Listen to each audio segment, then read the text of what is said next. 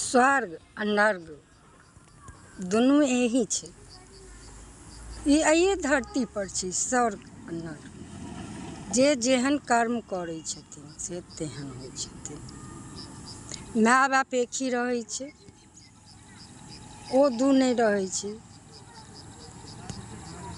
अहूँके जन्म देलथि हँ, हमरो जन्म देलथि हँ, लेकिन हम जेहन करने छी तेहन पायब, अहाँ जेहन केने छी तेहन। कतेके होइ छै कि हम एके दिनमे बहुत धनिक भऽ जायब। ई नहीं छै कि हम एके दिनमे बहुत धनिक भऽ जायब। जीवयके तरीका अलग अलग छै। अगर हम आज 5 रुपैया कमेलहुँ हँ तऽ कते चाहै छथिन जे हम 10 रुपैया खर्चा कऽ लेब। अरे भैया 5 रुपैया कमेलहुँ तऽ 5 रुपैया ने खर्चा करब। 10 रुपैया खर्चा करब तऽ 5 रुपैया तऽ कर्जे भऽ जायत। तऽ 5 रुपैया डेली कर्जा भेलै तऽ बहुत भेलै। आ केओ चाहै छथिन जे हम 5 रुपैया कमेलहुँ हँ तऽ ओहिमे 2.5 रुपैया खर्चा करब, 2.5 रुपैया हम जमा करब। 2.5 रुपैया करै छथिन तऽ डेली अगर 2.5 रुपैया हम जमा केलहुँ तऽ एक दिन तऽ हमरा बहुत भऽ गेल। हमरा ककरो आगू हाथ नहीं ओढ़ऽ पड़त। एहिमे तऽ माय बापके कोई दिक्कत नहीं छै। अहाँ अपना हिसाबसँ अपन जिंदगी जीबू।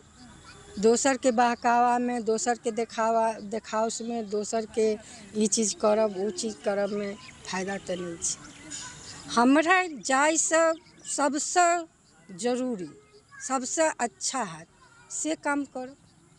कते ई नहीं बुझै छथिन, बुझै छथिन नहीं हम एके दिनमे धनिक बनि जायब। अरे एहन नहीं होइ छै, एक दिनमे धनिक लोक नहीं बनै छै, ओहिमे बहुत दिन लागि जाइ छै।